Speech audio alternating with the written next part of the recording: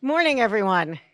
We have an incredible program today as we launch MIT's new quantum initiative, or QMIT. And I'm delighted to introduce a special guest to help us kick things off, Governor Maura Healey.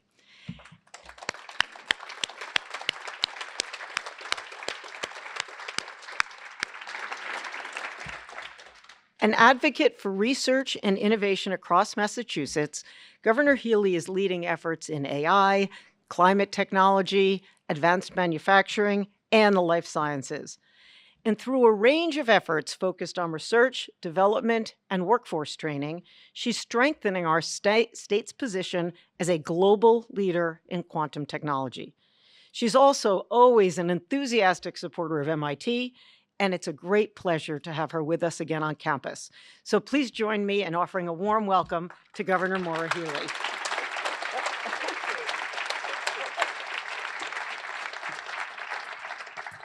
Well, thank you so much, President Kornbluth. It's always a treat for me to be on this campus.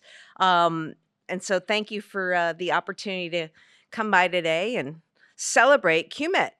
Very, very exciting initiative, exciting endeavor. And I want you to know it's one that we as a state want to find ways to partner on, to support, and that's what today is about for me, to make that clear to everybody in this room. To Dr. Donna Friedman, congratulations, best wishes. It's exciting. And thank you to you and to all on the team who are making today possible. We are once again so proud that this world-leading university is not only in our state, but also bears the name of our state, the Massachusetts Institute of Technology. We love that. Goes back to our land-grant days. And I do think it bears noting, just because I think that, one thing you should know, how many of you are from outside of Massachusetts? Oh, I love that. Great. Look, from the beginning, Massachusetts has been about both innovation, right? We're the birthplace of this country, where it all started 250 years ago. And we've been about knowledge and the use of knowledge to power each generation. And that has certainly happened on this campus, decade after decade after decade. And it's part of the ethos of this state. So I think the synergies between MIT and the state of Massachusetts are strong. We're making them even stronger through the partnerships that we've had in our administration and what we want to have going forward. But I am not confused. Science matters, education matters, knowledge matters. It makes our country stronger, it makes our world stronger, and really it makes the condition of humanity all the better. So many thanks to all of you, whether you toil away in labs or classrooms, boardrooms. Just know that I am grateful as an American that you guys are doing the work that you're doing. And always, always, as governor or as American citizen, support those endeavors. When it comes to this particular topic, it's a great example, QMIT. And I'm not surprised, because MIT scientists have led the way in so much over time, and in particular have led the way when it comes to the development of quantum science and technology. Your impact is already unquestioned, but creating this hub, and I see a lot of synergies. There are a lot of folks, as I understand it, across MIT who are thinking about the different ways that this can be leveraged, working with partners across industry and elsewhere to work on these applications. And I think it's not only something that MIT is great at, it's also something that I think about when I think about President Kornbluth's leadership, because she's always been about partnerships and trying to bring as many people in. And I think strengthening networks and creating new vehicles for collaboration, both within and beyond MIT, is really, really powerful. And this is an instance of applying quantum to breakthrough technologies, whether they're in life sciences or defense, you name the industry. I understand, though I was a liberal arts kid from the other college down the street, that quantum is everywhere. Quantum is everywhere. It's foundational. And so the work that you're going to do is going to be transformative across the board. I'm also happy that CUMIT is engaged in collaborations with other institutions, academic institutions in Massachusetts and across New England. These are the kinds of partnerships that my administration, as I say, has been about supporting and cheering on. And one of the people you should be really happy about who's leading, for those of you who live in Massachusetts, okay, know that your economic development secretary is a technologist, is a founder, is an entrepreneur. His name is Eric Paley. Some of you may know him, okay? He's super, and he's picked up the ball and is running with this, and it's gonna be really, really exciting and beneficial to all of us. So we're here to support. We're here to support CUMIT's ability to intersect and create synergies across the board. Some of the ways that we think about Eric and I think about the things that we can do, and know that this is just the start of a conversation because you will have bigger and better ideas. But we have targeted investments in quantum via Mass Tech. We have a new AI hub that we've created in the state. We focused on a new initiative in the defense sector industry. You know, MIT is responsible for creating, spawning so much of the technology deployed in national security and defense. And we want to lean into that as a state. And so through my SHIELD initiative, we're doing just that. And of course, we're continuing through the DRIVE initiative to lean into and fund promising medical research at a time where there's been some uncertainty at the federal level. I know that QMIT is going to add rocket fuel to what Massachusetts innovation engines have been doing, and it's going to come at a really, really critical moment, where we want to see. I'm a little bit of a homer, but I want to see Massachusetts lead, and I want to see America lead. And what you all are doing today through this initiative is going to help us do just that. This is mission-driven innovation. It's critical to our economy. It's critical to our country. And I think here in Massachusetts, it's one of our differentiators. It's what gives us an edge in the global competition for talent, for investment. It drives startups and the growth of companies and our economy here. And I'm just so grateful. So I'm pumped about QMIT. Massachusetts is made for this. MIT is certainly made for this and made of this. It's who we are. And so congratulations to all of you. Thank you for your efforts, and know that you won't have a stronger partner anywhere in the country when it comes to these public-private partnerships, these collaborations. And again, many thanks to all of you on the front lines of discovery, of knowledge, of innovation, and of training the next generation of scientists, researchers, and entrepreneurs who will continue to change the world. Have a great day.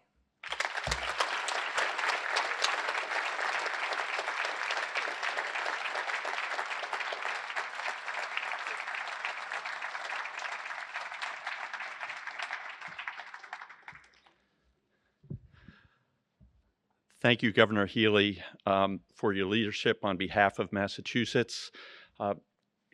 You're thankful for us. We're thankful to have a governor and a state house that recognize the power of innovation to improve lives for everyone in the Commonwealth and beyond. So thank you.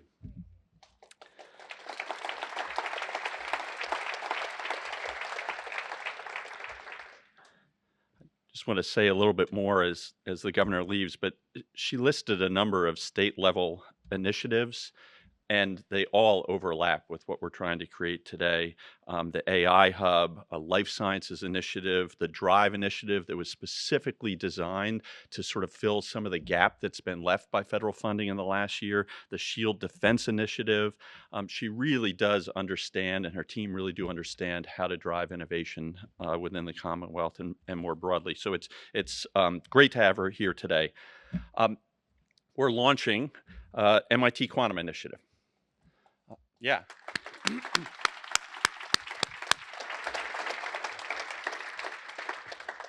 This is an ambitious institute-wide effort to apply quantum breakthroughs to some of the world's most challenging problems. It's the newest of President Kornbluth's strategic initiatives. It takes its place alongside institute-wide priorities that collectively create a vision for the future, next 5, 10, 20 years. The initiatives anticipate major contributions from MIT, and from all of you in fields such as new manufacturing, health and life sciences, human insights, climate, generative AI, and now quantum.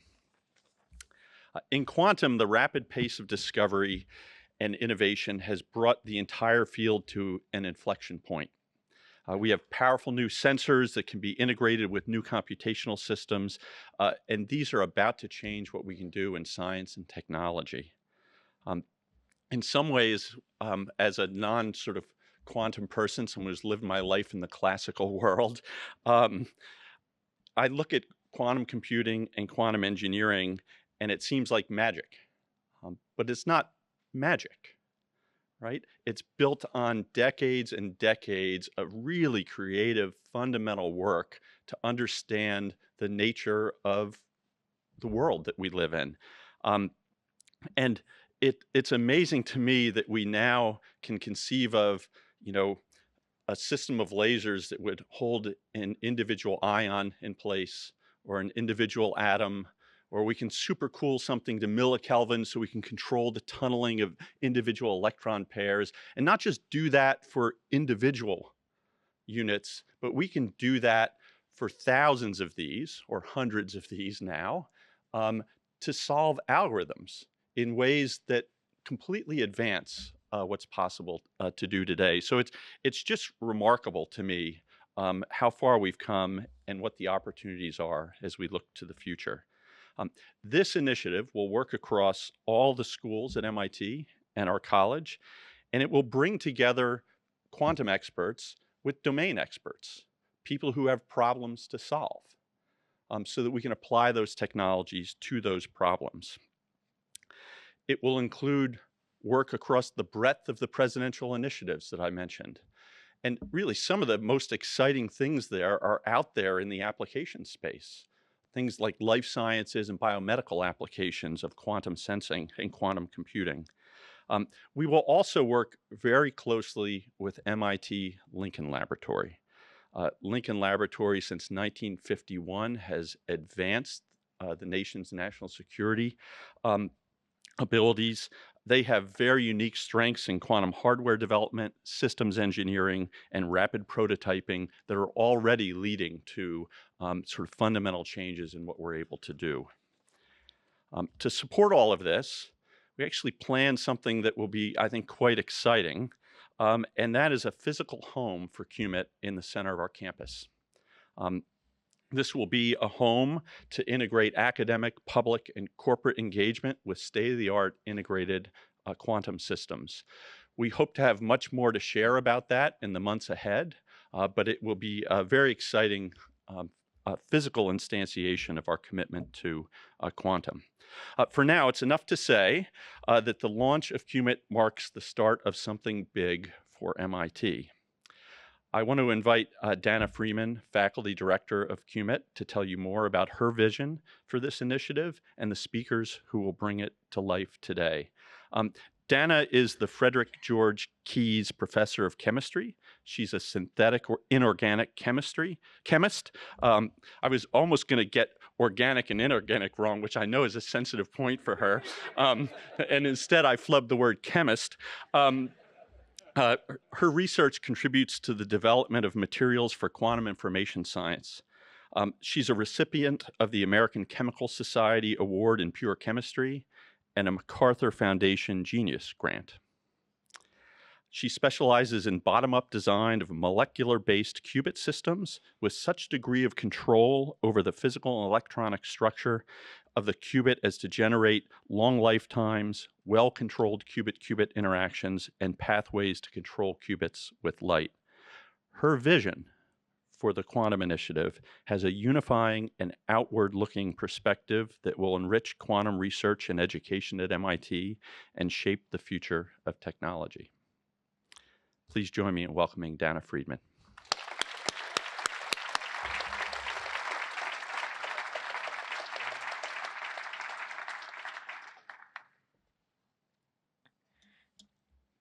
Wow, I'm flummoxed. I don't think I've ever had such a kind introduction. first, thank you everyone for being here. I am so excited for this day and all of our amazing speakers. I also want to thank Ian. It's been wonderful to work with you on this initiative, and I'm so excited about the years we have to build up QMIT. So I'll take this brief opportunity to talk a little bit about QMIT and a vision for it, and also to introduce some of today's events for you. I'll keep my remarks brief because I think that I am certainly not the main event. Our exciting speakers and poster presenters are the main event of today. So I want to start by saying MIT is just this absolutely wonderful place. And my hope for you at the end of today's launch event is that you leave in awe of our leadership in this quantum space and of what your colleagues and folks in allied industries are working on right now. Today's speakers will showcase our quantum innovation. Speakers from all over campus, from physics, engineering, math, even my home department of chemistry, and computer science will share their discoveries and perspectives. But I want to echo what Ian said. And if we limit the idea of quantum to the work that we've already developed and neglect the application of quantum, then we're missing part of the picture. Some of the most amazing innovations in quantum are not just the core of quantum, but the applications or discoveries that arise from the creation of quantum tools. In one of the sessions today, we'll hear about that. For example, our dean, Nergis, will present on, I think, gravitational waves, which one could argue is a key discovery of a quantum sensor. Thinking about how our quantum tools can help us understand the world around us is one of the things that QMIT will build out. So one of our key goals at QMIT is to engage the broader community at MIT to create this connective tissue to enable co-design in the quantum space. So quantum science and technology are in an era of rapid acceleration. And this is something that we can take advantage of with QMIT. This is something that we can see across quantum technologies. Quantum computers have emerged from potentially a curiosity to something demonstrating meaningful quantum advantage. That's something that hopefully will be covered extensively in the first session of today's event. We have amazing discoveries with quantum sensors, and some of those are outside of the traditional quantum space. For example, Paola's done lovely work integrating quantum sensors into biological and medical applications. And so our quantum technologies span an amazing space with proliferating applications. At MIT, it's our role to create and understand superlative visions of these technologies while integrating them in the broader community. One of the hard problems, and MIT likes to work on the hard problem, is connecting the development of these unparalleled advances with the right connections in science and industry. To build connections between quantum creators and quantum beneficiaries, we need to deliberately construct shared spaces, mechanisms for teaming and collaboration, and thoughtful opportunities for co-design. From a practical perspective, this will involve workshops, community building, seed funding, and figuring out what challenges we want to solve in the next 20 years. Through the MIT Quantum Initiative, we're elevating MIT's quantum excellence across fields, expanding the frontiers of our community, incentivizing collaborations across domains, including with industry and government, as hopefully is well illustrated by today's event. And we're creating, as Ian mentioned, a home on MIT's campus for the development of quantum systems with carefully considered co-design opportunities, developing an all-quantum ecosystem where we can connect between designers and users. I want to take a minute to touch on the history, which will also be covered in today's program. QMIT arose out of two separate initiatives, Quantum at MIT, led by Paola Capillero, with invaluable contributions from Pablo and Will, and I see Peter, and would not have gotten off the ground without Peter Fisher's contributions, and also by the Pioneering Center for Quantum Engineering, led by Will Oliver, and possibly the first center for quantum engineering in the country. And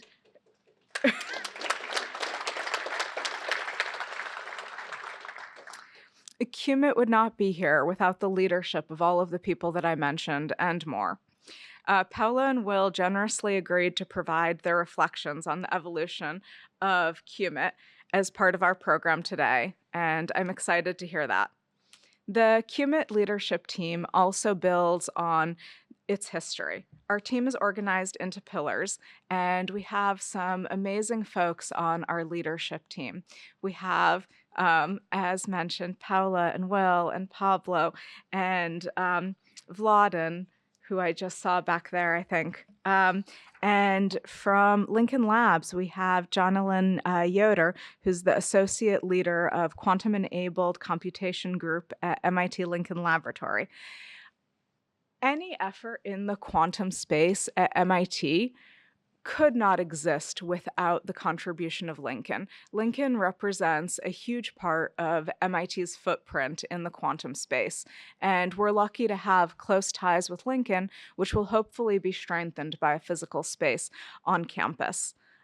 Later this morning, we'll hear from Daniel Rippon, the head of Advanced Technology, the head of the Advanced Technology Division at Lincoln, for some of his perspective as well. To briefly return to the program, possibly the most unusual part of this program is a fireside chat on early adopters. I believe that in many ways, quantum is ready for early adopters, and that's been demonstrated by the research of many of you in this room. Finding the right early adopters requires asking the right questions. Where are the questions that quantum advantage would be transformative in the spaces of all of us around us? This afternoon, I'll be speaking with Eric Lander about the boldness required to make a visionary bet on emerging technologies. In general, there is such an amazing body of research on what it means to be an early adopter and translate technology. And this is something that QMIT will build on. So many technologies have been adopted in our space, and that's something that we can learn from so we can successfully develop this and not reinvent the wheel every time and focus on the science and engineering. MIT technology is already at the forefront of some leading commercial efforts in quantum as well, and this is another component of our program. The quantum computing companies QRA and Atlantic Quantum are notable examples of this innovation, and we can say that those are both MIT products, and we'll be hearing from them this afternoon in an industry panel, which will be moderated by Peter Fisher. Another really exciting part of today's program is, we all are quite senior academics and probably a little unlikely to change our core trajectories. One of the most exciting things about being at a place like MIT is hearing from the next generation of scientists. And to that end, we'll have an assistant professor panel where assistant professors from across quantum fields will tell us their thoughts on the future and what is the next thing that's coming. Here we have some inspiring early career faculty: Harry Zhao, Anand Natarajan, and Soonwon Choi. And then, of course, we'll hear from established pioneers of the field, including Peter Shore, who probably needs no introduction, but we'll get one, and Nobel laureates Wolfgang Ketterle and my colleague Munji Bawandi. I'm really excited about today's event This is such an amazing collection of speakers. I can't believe they all agreed to come. I think I would actually use my own discretionary money to pay to go to a conference with this speaker lineup. It's just my perspective. It's possible that the most impressive science that you'll hear today will be featured at lunchtime. At lunchtime, there'll be a poster session featuring the work of 20 students and postdocs on topics ranging from quantum computing enhanced sensing to quantum simulation with ultra-cold quantum gases. Our students are at the forefront of every field, and the poster session will showcase the frontier of quantum. Many people have been involved in bringing QMIT to the point of launch, and I'd like to especially thank Vice President for Research, Ian Wastes, Provost Anantha Chandrakasan, and Dean of Science, Nurgis Mavalvala, for supporting this vision. I'd like, there. And above all, thought she was gone, MIT President Sally Kornbluth for her leadership in creating these initiatives, which elevate the research priorities of MIT faculty and create structures to facilitate interdisciplinary science and engineering. President Kornbluth will share some of her thoughts and introduce our keynote panel to kick off the day.